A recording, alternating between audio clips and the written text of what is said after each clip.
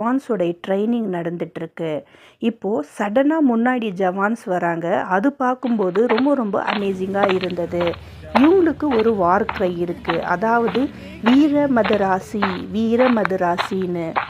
சுப்ஹானல்லா.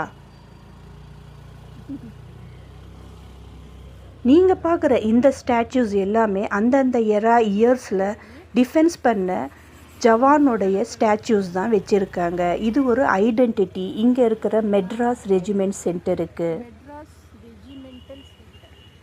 பின் drop silence சொல்லுவாங்க. அந்த பாலிசியும் இங்கே இருக்குது. ஆல்சோ ஒரு ஸ்மால் பின்னோ இல்லை ஆண்ட் போனாலும் தெரியற அளவுக்கு neat and clean environment maintain பண்ணியிருக்காங்க.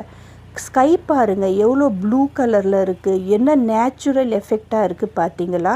இப்போ இருக்கிற ஏஐயும் என்ன பண்ண முடியும்? விஷுவல் எஃபெக்ட்ஸ் என்ன பண்ண முடியும்? இல்லை 3D எஃபெக்ட்ஸ் தான் என்ன பண்ண முடியும்? கிராஃபிக்ஸில் இவ்வளோ நேச்சரை கவரப் பண்ண முடியுமா? இன்னொரு அமேசிங் திங் நான் இங்கே என்ன நோட் பண்ணதுன்னா ஸ்பேரோ. ஸ்மால் ஸ்பேரோ இருப்பாங்க. அது ஆக்சுவலி இப்போ இருக்கிற இந்த மொபைல் காலம் வந்ததுலேருந்து அது எல்லாமே வேனிஷ் ஆகிருச்சு. ஆனால் நான் பார்த்த வரைக்கும் குன்னூர் அண்ட் ஊட்டியில் ஸ்பேரோ ஸ்மால் அவைலபிள் இருக்குது. பார்க்க அப்படியே கண்ணுக்கு அமைதியாகவும் இருந்தது அந்த பேர்ட்ஸை பார்க்கும்போது.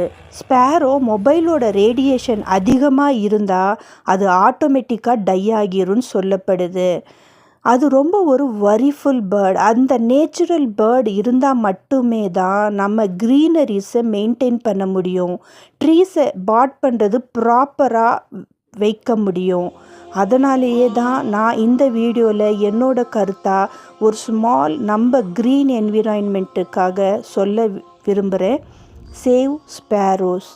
எப்போவுமே ஸ்பேரோ வரணும் நம்ம உலகத்துக்கு. அது இறைவன் படைத்த கிஃப்ட்டு மக்களுக்காக தான்.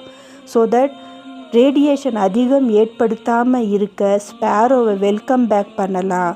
இப்படிப்பட்ட மவுண்டேனியஸ் ஏரியாவில் மட்டும்தான் நான் ஸ்பேரோவை கண்டேன். அதுவும் ரேர்லி நான் பார்த்தேன். அந்த வீடியோவை கூட நான் உங்களோட ஷேர் பண்ணுறேன். இப்போ நீங்கள் பார்க்குற இந்த வீடியோவில் இருக்கிற ஸ்பேரோ தான். அதை பற்றி தான் நான் சொல்கிறேன்.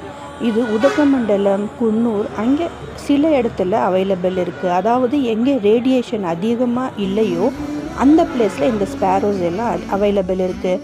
இந்த சிஸ்டத்துலேருந்து நமக்கு என்ன புரிய வருதுன்னா, நம்ம nearing to day of judgement ரொம்ப நியராக இருக்கும். ஆர்மியோட ஜெட் மாடல் ஏரோ ஜெட் தான் நீங்கள் பார்த்துட்ருக்கீங்க. இப்படிப்பட்ட ஸ்டாச்சூஸ் நிறைய அவைலபிள் இருக்குது இந்த ஸ்பேசியஸ் இடத்துல தான். இதை பார்த்தா தான் military engineer service power house எது